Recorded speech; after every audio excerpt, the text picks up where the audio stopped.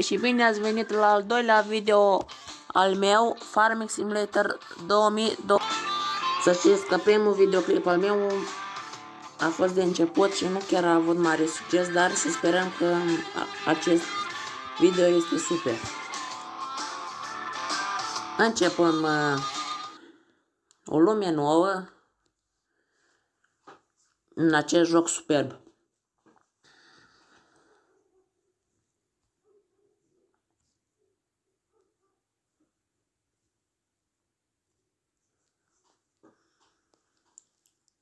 Se încarcă și eu am mai jucat de mai multe ori FS20 și știu.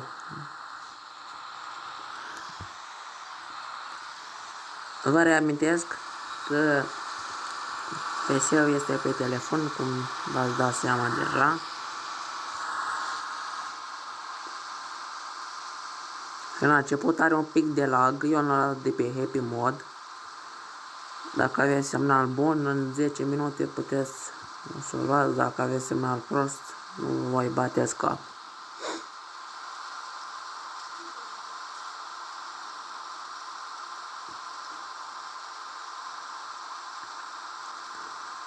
Tutorialul.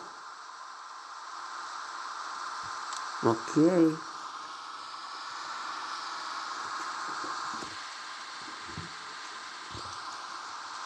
Vă reamintesc că puteți să dați un like și un subscribe la canalul acesta pentru a putea continua seria noastră de jocuri.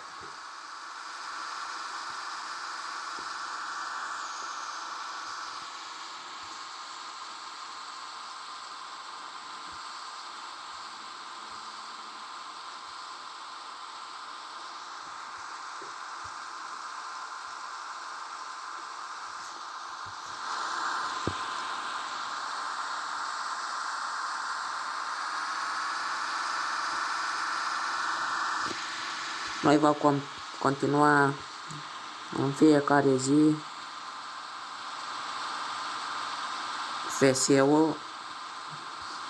Vom face, cred că, o lună sau o lună jumate de FS. Să vedem dacă este bine apreciat.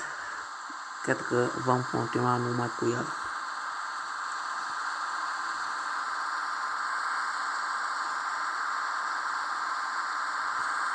Este bun că în acest joc sunt multe tractoare, nu ca în FS19, dar nu m-am jucat niciodată. Pentru că este greu și linkurile nu prea te ajută, cine știe ce, linkurile de pe Google Chrome.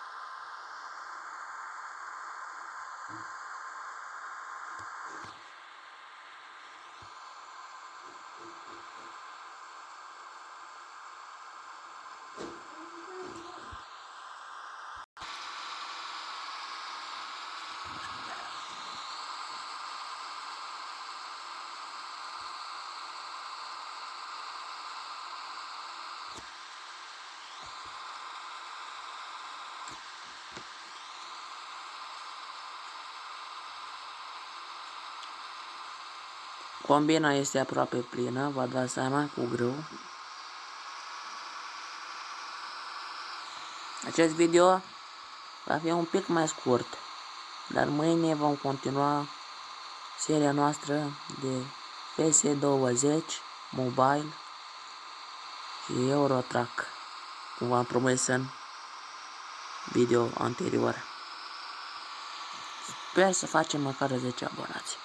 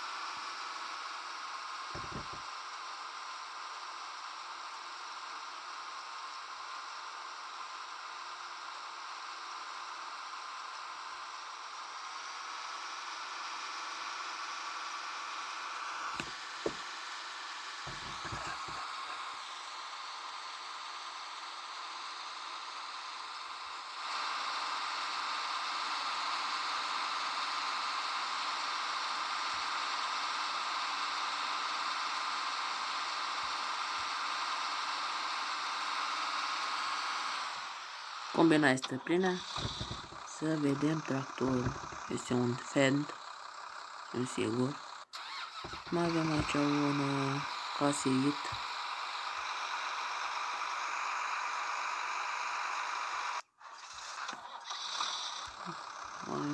Vom lua Fendul și ne vom uita pe hartă. Avem o hartă foarte mare. Priviți.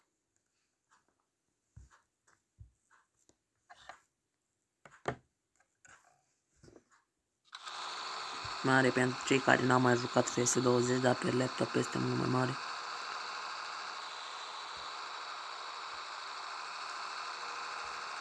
Avem aici o mică remorcă.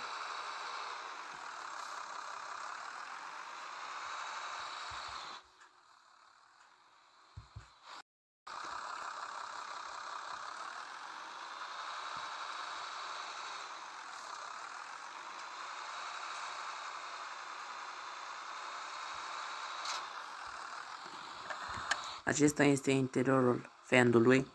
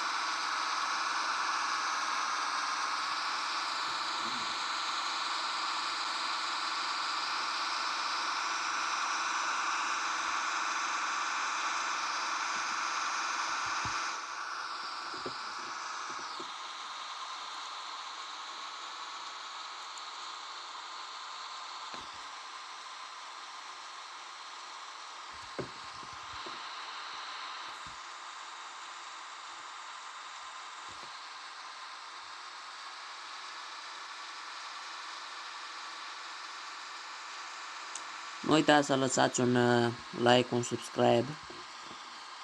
Iar mâine vă voi arăta garajul FS-ului, adică ce utilaje sunt.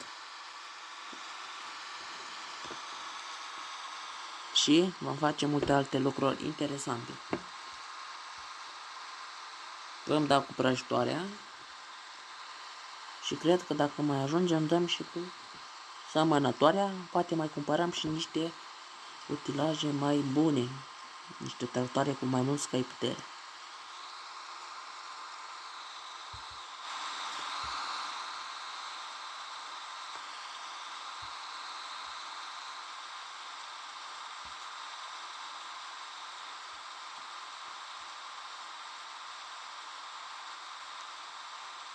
Pentru final, vă voi arăta unde puteți să duceți grâul sau celelalte recolte. Eu cel mai ușor aduceam așa în sus, înainte nu faceam nimic. Să fie cu... Opa!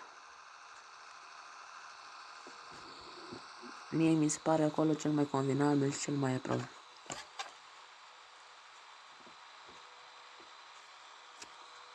Remorca este și ea aproape plină.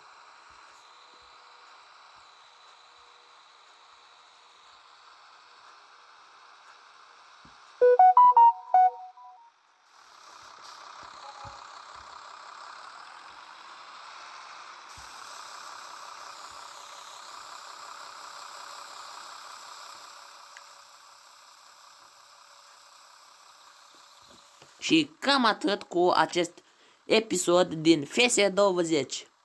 Bye bye!